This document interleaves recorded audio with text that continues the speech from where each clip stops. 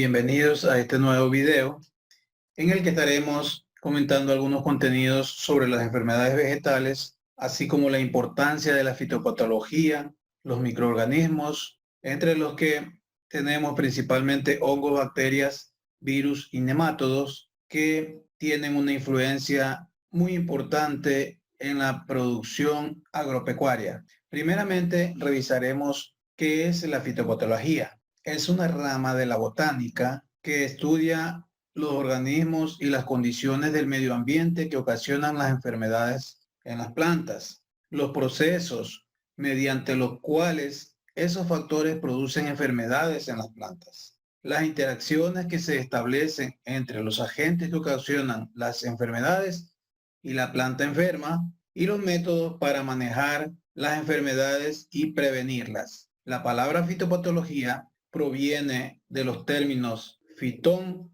que significa planta, patos, que significa enfermedad o dolencia, y logos, que significa estudio o tratado. En consecuencia, de acuerdo a su origen etimológico, la fitopatología es la ciencia o el estudio de las enfermedades que se presentan en las plantas y las formas de combatirlas. ¿Qué es enfermedad? Podemos decir que enfermedad son todas aquellas alteraciones en la normal fisiología de una planta, producida por la acción persistente de agentes bióticos. Recordemos que bióticos son aquellos organismos vivos, en este caso serían las enfermedades parasitarias, o por agentes abióticos, que son enfermedades causadas por los factores ambientales que origina la aparición de síntomas. Las enfermedades y su estudio tienen mucha importancia por varias razones, porque tienen el potencial de destruir por completo los cultivos, las cosechas, porque tienen la capacidad de reducir en forma crónica el rendimiento en la mayoría de los cultivos, porque obligan a tomar medidas de combate que representan altos costos y porque afectan la calidad y durabilidad de los productos cosechados. Dentro de los principales organismos que vamos a estar revisando en este video tenemos los hongos. Recordemos que en nuestros videos anteriores comentábamos que los hongos pertenecen a un reino denominado fungi, que agrupa a tres tipos de organismos: mohos, levaduras y organismos productores de setas. En general, podemos decir que los hongos se diferencian de las plantas porque son heterótrofos y no poseen clorofila. Recordemos que las plantas elaboran sus propios alimentos y por eso se las considera autótrofas. Los hongos difieren además de los animales en que poseen pared celular, como las plantas, pero esta pared celular está compuesta de quitina en lugar de celulosa. Adicionalmente, los hongos se asemejan a las plantas porque poseen pared celular y vacuolas. Se reproducen en forma sexual y asexual y, al igual que los helechos y los musgos, producen esporas. Finalmente, otra característica importante de los hongos es que no tienen movimiento propio y pueden ser unicelulares o pluricelulares. ¿En qué radica la importancia de los hongos? Algunas especies de hongos son ampliamente utilizadas en la industria. Por ejemplo, las levaduras sirven para la fermentación de la cerveza y la elaboración del pan. Los cultivos de setas, entre los que encontramos champiñones, trufas, sirven para la alimentación humana. Algunas especies de hongos se utilizan ampliamente en la industria y particularmente en la industria farmacéutica a partir del descubrimiento de la penicilina, que fue obtenida a partir del hongo Penicillium nutatum, además de ciertas enzimas que también se utilizan en la industria. Algunas especies son agentes de biocontrol de plagas. Las enfermedades causadas por hongos se presentan en los humanos, se presentan en el reino animal y se presentan ampliamente en el reino vegetal, y en este último particularmente afectando la producción agropecuaria. Los hongos se clasifican en diferentes grupos que revisaremos brevemente. Los hongos Basidiomycetos, pertenecientes a la clase Basidiomycota, que son los que desarrollan setas, que no son más que basidiocarpos que sirven para producir esporas reproductivas. Los hongos ascomicetos de la clase Ascomycota son aquellos que desarrollan asca, igual que en el caso anterior, son células sexuales para producir esporas. Los hongos glomeromicetos de la clase Glomeromycota, conocidos como micorrizas, son uniones simbióticas entre los hongos y las raíces de las plantas, en las que el hongo aporta con ciertos nutrientes con agua y la planta a través de sus raíces con carbohidratos y vitaminas. Los hongos zigomicetos, pertenecientes a la clase Zygomicota, son conocidos como mohos y se caracterizan por formar zigosporas, que no son más que esporas que tienen la capacidad de soportar condiciones adversas durante mucho tiempo hasta que finalmente puedan germinar cuando encuentran condiciones favorables. Los hongos Chytridiomycetos de la clase Chytridiomycota son hongos microscópicos y primitivos que habitan generalmente en el agua y que se reproducen por esporas flageladas, denominadas zoosporas.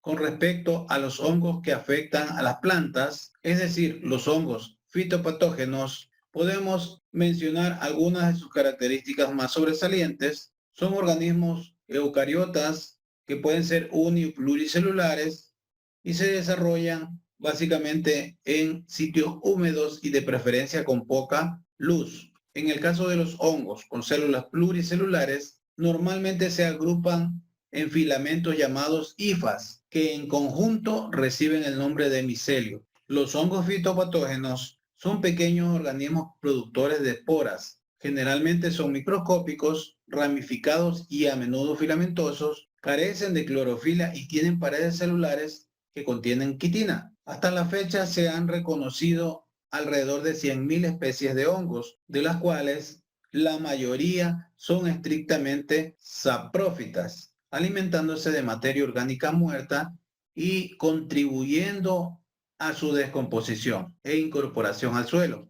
Aproximadamente unas 50 especies de hongos causan enfermedades al hombre y una cantidad similar ocasiona enfermedades a los animales, en los que se presentan afecciones particularmente a nivel superficial, en la piel o en sus apéndices. En el caso de las plantas, se conocen alrededor de 8.000 especies que causan enfermedades. ¿Cómo se reproducen los hongos? La mayoría de hongos se reproducen por esporas, las mismas que son liberadas, se dispersan en el ambiente y se mantienen latentes hasta encontrar las condiciones ambientales favorables para su germinación. Estas esporas son diseminadas principalmente por el viento y pueden ser sexuadas o asexuadas. Una vez que germina la espora, surge de ella una estructura denominada hifa, por cuya extensión y ramificación se va construyendo un micelio. La velocidad de crecimiento de las hifas es muy alta. En algunas especies de hongos tropicales existen evidencias del crecimiento hasta de 5 milímetros por minuto. Incluso es posible ver crecer al hongo en tiempo real. Las esporas de los hongos se producen en una estructura denominada esporangio, ya sea asexualmente o como el resultado de un proceso de reproducción sexual. En el caso de la reproducción sexual, esta se produce por el cruce de dos hifas haploides. Durante el proceso de cruce, se fusionan las dos células progenitoras haploides y esto da lugar a la formación de una espora diploide que se conoce con el nombre de cigospora. Algunos de los síntomas característicos de la presencia de hongos: tenemos pudrición húmeda que se presentan en algunas solanáceas, como la papa, la presencia de costras, que son lesiones en la parte superficial del fruto, en el caso del tomate, el ahogamiento, que produce manchas necróticas y pudrición a nivel de raíz y cuello de la raíz. También tenemos manchas cloróticas, algunas de color amarillo claro, amarillo pálido, pero también se presentan manchas necróticas que presentan un color pardo, café oscuro como los que apreciamos en estas dos imágenes. También se presentan los llamados cancros. Algunas especies de hongos causan el tizón, la pudrición de frutos, el marchitamiento, la momificación de frutos, y uno de los síntomas más conocidos es la presencia de manchas o pústulas de roya. Otro grupo importante de microorganismos que afectan a los cultivos son las bacterias. Pueden definirse como organismos procariotas, unicelulares y microscópicos, sin núcleo ni clorofila, que pueden presentarse desnudas o encapsuladas, individuales o en grupos, y pueden tener cilios o flagelos.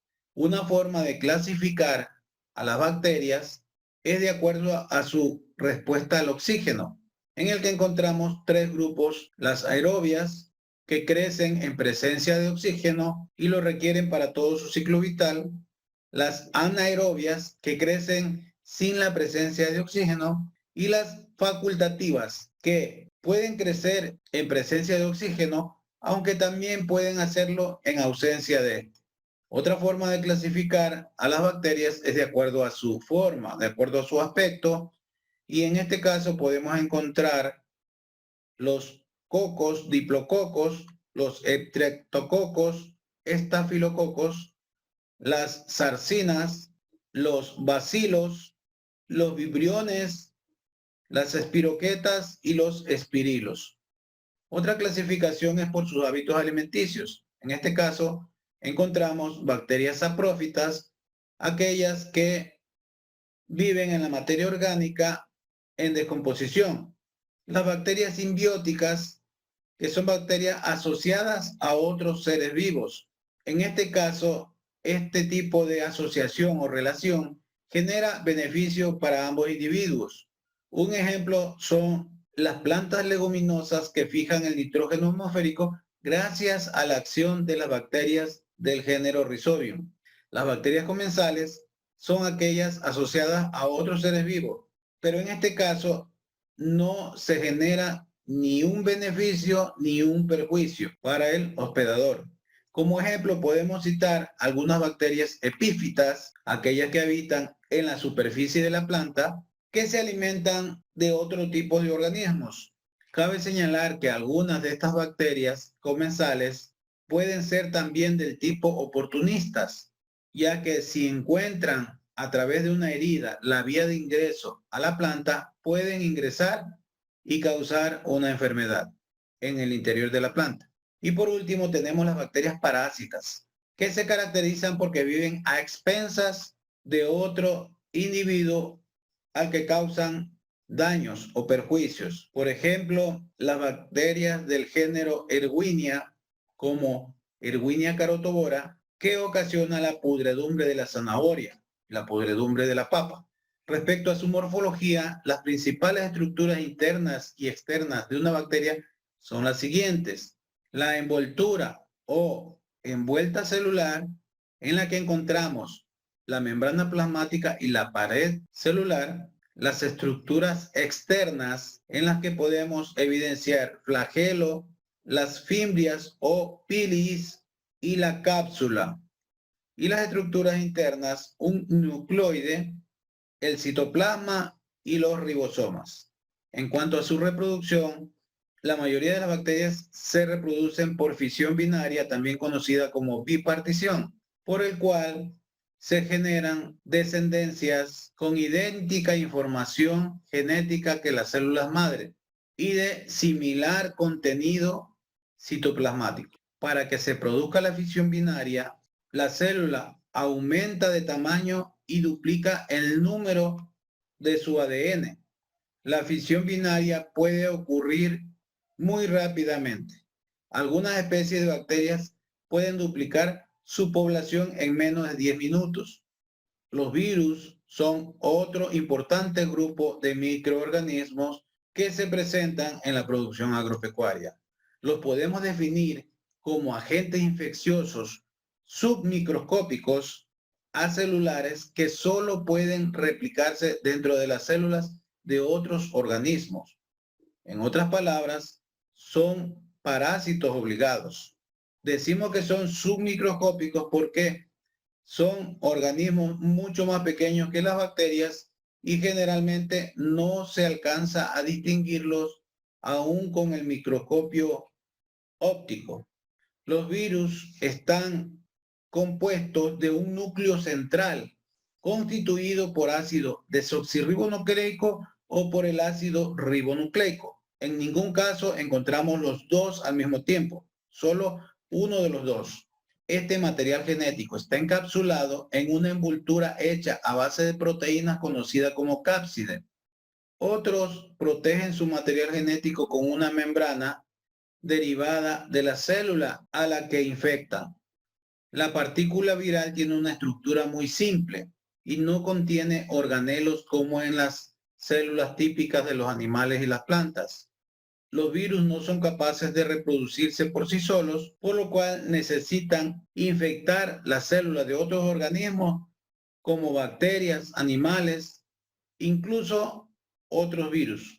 Algunas de las características más sobresalientes de los virus son más pequeños que las bacterias, no tienen metabolismo, es decir, no realizan procesos de respiración, no se alimentan, los virus no crecen, no están constituidos por células. Como dijimos anteriormente, para reproducirse requieren de una célula viva, no se desarrollan en medios de cultivos artificiales, son endoinfecciosos, es decir, que deben ingresar a la célula hospedera para poderse multiplicar, pueden infectar a una gran variedad de organismos vivos. Encontramos virus prácticamente en todas las regiones del planeta.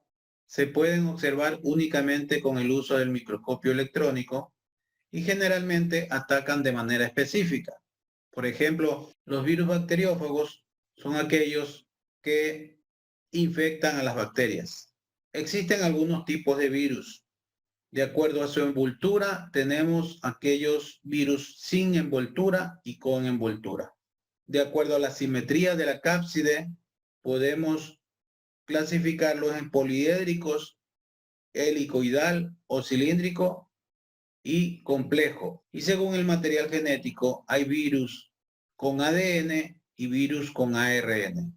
Con respecto a los virus que causan daños a las plantas, es decir, los virus fitófagos, los podemos definir como un conjunto de una o más moléculas de ácido nucleico contenido en una cubierta protectora de proteínas, capaz de autorreplicarse dentro de las células vegetales adecuadas y a veces dentro de su vector transmisor.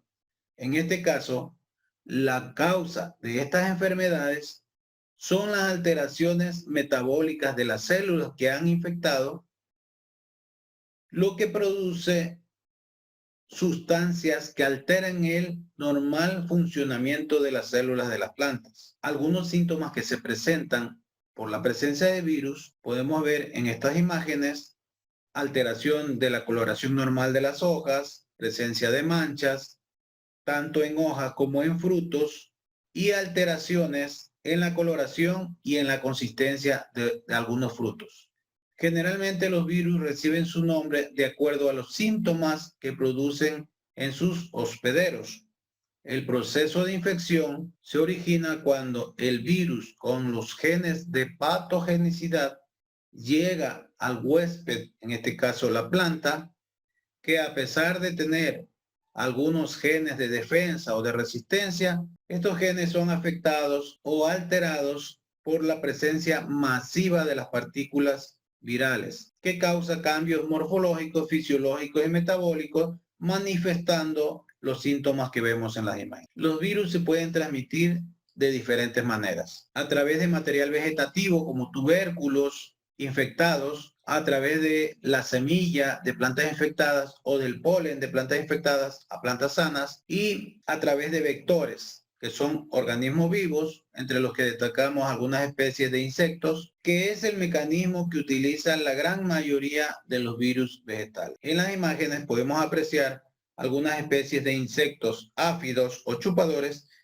que se caracterizan por ocasionar lesiones que permiten el ingreso de muchas especies de virus. Y por último, los nemátodos, que son un grupo importante de microorganismos que afectan a las plantas. Dentro de sus características generales, podemos destacar que son organismos microscópicos, la gran mayoría, son multicelulares, su cuerpo es semitransparente, tienen forma de gusano, no segmentado, presenta anillado en forma superficial y tiene simetría bilateral. Una de las características más sobresalientes es que los nemátodos tienen todos los sistemas orgánicos excepto el respiratorio y el circulatorio.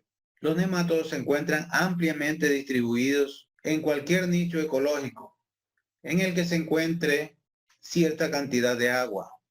Los nemátodos, aunque sobreviven en casi todos los hábitats, son esencialmente acuáticos. Pertenecen al reino animal. El filum nemátodo es uno de los grupos más abundantes y diversos de organismos multicelulares, siendo superados únicamente por los insectos, que son los artrópodos más abundantes en el reino animal.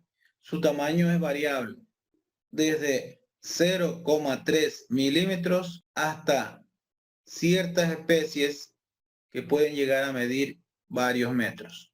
Dentro de las características que destacan a los nemátodos fitoparásitos que causan daño a las plantas, podemos mencionar las siguientes. Son capaces de causar grandes pérdidas económicas en la agricultura, provocan un daño directo utilizando un estilete que poseen en su aparato bucal, dejando lesiones que facilitan el acceso a otro tipo de organismos como hongos, virus y bacterias, lo que agrava y complica más el estado sanitario de la planta. La mayoría de los fitoparásitos son microscópicos, no se pueden ver a simple vista, miden de 250 micrómetros a 12 milímetros de longitud, con un promedio de 1 milímetro y de 15 a 35 micrómetros de ancho, por lo cual son imperceptibles a la vista. Sin embargo, se pueden observar fácilmente con un estereoscopio o con un microscopio de luz. Su cuerpo está constituido por sistema digestivo, sistema nervioso, sistema excretor y sistema reproductor. Pero, como dijimos antes, carecen del sistema circulatorio y respiratorio. La función respiratoria la realiza a través de la pared del cuerpo, por medio del cual hace la difusión del agua, de gases y metabolitos hacia adentro y hacia afuera de su cuerpo, y el transporte interno se realiza mediante una mezcla de fluido pseudocelómico cuando el nemátodo se mueve. Adicionalmente, se debe destacar que un número considerable de especies de nemátodos parásitos de las plantas son patógenos que habitan en el suelo y que atacan a las raíces de las plantas. En el caso de querer diagnosticar una enfermedad provocada por nemátodos, es necesario tomar muestras de suelo y de material vegetal en los lugares en donde se presume tenemos la presencia de nemátodos, para que en los laboratorios realicen la identificación de los nemátodos que se encuentren en el análisis. Los síntomas típicos de la presencia de nemátodos en las raíces son la reducción de la masa de raíces, necrosis, distorsión de la estructura y la ampliación de las raíces.